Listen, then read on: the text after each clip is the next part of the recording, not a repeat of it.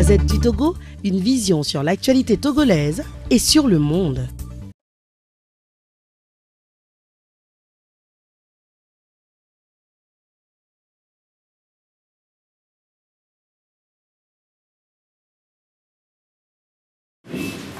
Madame et Messieurs les membres de la ACA, Mesdames et Messieurs les directeurs généraux, directeurs chefs de service, Monsieur le directeur des radios et de télévision, Monsieur le directeur de publication des journaux écrits et en ligne, Messieurs les formateurs, distingués invités, chers journalistes, chers participants. Le thème du séminaire qui nous rassemble ce matin interpelle chacun dans l'exercice de la profession de journaliste et la diffusion de l'information dans une société de droit. Dépénalisation du délit de presse au Togo et responsabilité du journaliste. Nous souhaitons, à l'entame de nos propos, préciser que la présente session de formation s'inscrit dans la logique de notre pays de poursuivre son engagement sans faille, non seulement pour la préservation de la liberté de la presse, mais aussi pour aider les professionnels de la presse que vous êtes à participer à l'enracinement de ces cadres normatifs. J'ai cité Code de la presse, loi organique sur la nécessaire pour le développement socio-économique de notre nation. Et bien entendu, le renforcement de la liberté de la presse dans notre pays et par-delà la liberté d'expression. Mesdames et messieurs, honorables invités, il y a bientôt 10 ans, notre pays a posé un pas historique et décisif dans la normalisation des activités de la presse en procédant à une dépénalisation des délits de presse à travers la loi de 2004. En pionnier, notre pays a montré la voie et depuis lors, il continue d'apporter les preuves sur notre continent qu'il est possible de faire grandir la démocratie et l'état de droit en raffermissant le rôle et la responsabilité de la presse et qu'il n'est besoin d'appliquer une peine de privation de liberté à l'endroit de journalistes pour la diffusion d'un certain nombre d'informations par voie de presse. Nous pensons qu'en tant qu'acteurs de la presse, nous devons non seulement en être fiers, mais aussi et surtout travailler à consolider cet acquis. Car une dizaine d'années après le Togo, le vœu d'une dépénalisation d'un délit de presse reste encore le combat quotidien de certains de vos confrères d'autres pays. Chers journalistes, par anticipation, différentes communications sont programmées au titre de ce séminaire et qui seront animées d'ailleurs par des professionnels de la question. Permettez-nous tout de même de préciser que la dépénalisation des délits de presse tire sa légitimité de deux considérations qui nous semblent essentielles. Il s'agit d'une part de l'importance du rôle reconnu à la presse dans une société démocratique. En effet, tout le gouvernement, quel que soit le régime politique dont il relève, recherche le soutien ou l'approbation de la population pour la conduite et la gestion de l'homme politique. Un soutien et une appropriation qui passent, et vous en conviendrez avec moi, nécessairement et majoritairement par les masses médias. Par ailleurs, comme la nôtre dans un régime démocratique, la presse offre et devient une enceinte au débat public afin de donner à l'opinion les moyens de se faire entendre. À ces différents titres, la presse et les médias en général, du fait qu'ils s'adressent à l'ensemble de la population, complètent et renforcent l'action gouvernementale. La dépénalisation des délits découlant de cette activité est donc la preuve de l'engagement de l'État togolais à reconnaître l'existence de la presse et à lui assurer les moyens de son fonctionnement.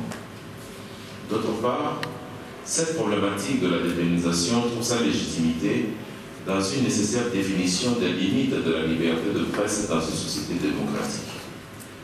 Ainsi donc, adopter la dépénalisation peut tout simplement dire élargir le cercle de la liberté d'expression et renforcer la démocratie.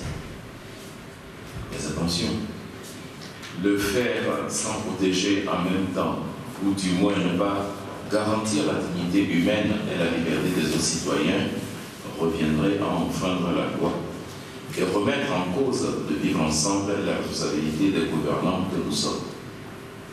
Chers participants, voilà toute la problématique de cette question centrale de la mobilisation de la presse.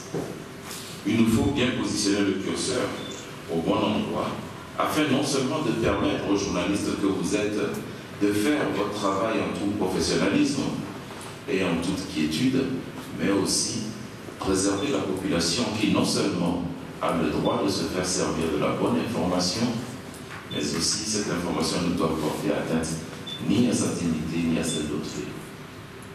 La dépénalisation des délits de presse à laquelle nous sommes attachés n'est donc pas et ne peut pas être synonyme de déresponsabilisation.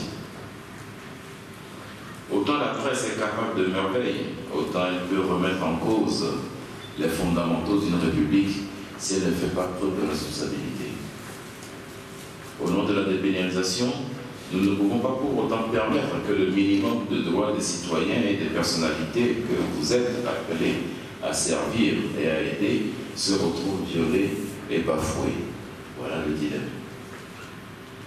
Vous n'ignorez pas que l'un des principes généraux du droit exprime le fait que tout fait quelconque qui cause dommage à autrui oblige son auteur à une réparation.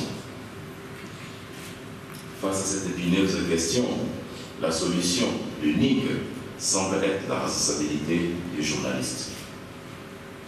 À l'image du curseur à positionner au bon endroit, il ne fait l'ombre d'aucun doute que plus les journalistes engageront leur responsabilité et leur professionnalisme dans leurs différents écrits, plus ils créeront les conditions d'une dépénalisation complète.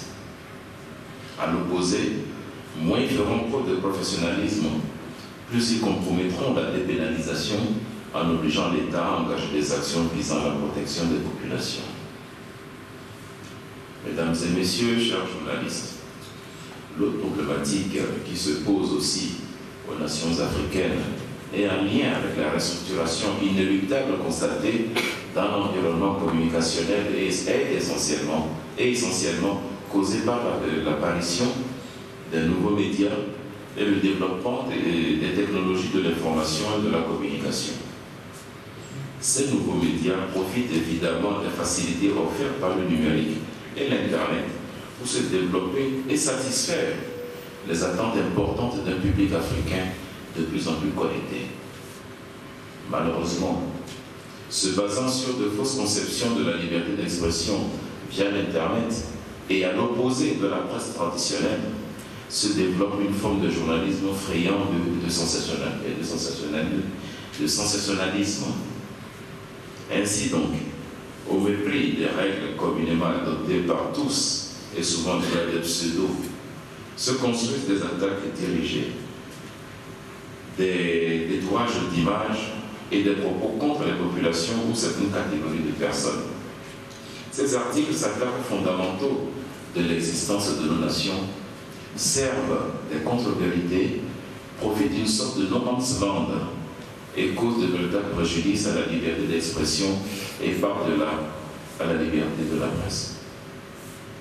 Ces importantes régressions de la responsabilité de ces personnes qui souvent se prévalent du titre de journalistes remettent en cause les efforts consentis par tous les acteurs de la presse togolaise ces dernières années. Bien des dispositions sont en cours et sans dénier cette mutation technologique irréversible et qui augure des possibilités inimaginables pour tous, il importe de légiférer rapidement sur ces nouvelles formes de communication, mais aussi et surtout de canaliser le fonctionnement de ces acteurs au risque de perdre toutes les avancées constatées dans le secteur de la presse et des médias. Mesdames et messieurs, chers journalistes, la question de la responsabilité en matière de journalisme constitue donc un aspect fondamental dans l'émergence de notre presse. La responsabilité engage le journaliste que vous êtes à titre individuel ou collectif au respect des règles d'éthique et de déontologie de votre profession. Il est également du rôle de l'État de vous aider dans cette quête quotidienne de professionnalisme et de responsabilité, tant par des sessions de formation, elle en présente un exemple, tant par l'aide à votre émergence à travers l'aide de l'État à la presse, que par les facilités mises à votre disposition pour vous permettre d'accéder aux sources d'information, et nous faisons référence à la loi portant liberté d'accès à l'information. Chers journalistes, au regard des enjeux importants que relève la présente thématique, nous voudrions vous encourager et vous inviter à une participation active et construction pour en tirer profit et surtout pour que partout où nous serons, où vous serez, lorsqu'on parle de journalisme ou de journaliste, vous soyez fiers de montrer votre carte et non pas comme l'a dit tout à l'heure le président, quand on parle de journaliste, de chercher le petit trou pour se faufiler dedans ou bien de dire, comme quelqu'un dans la Bible, non, non, ce n'est pas moi, je ne le connais pas, par 3 fois avant que le coq ne chante. Donc sur ce, je suis intimement persuadé parce que nous savons le risque qui vient devant nous.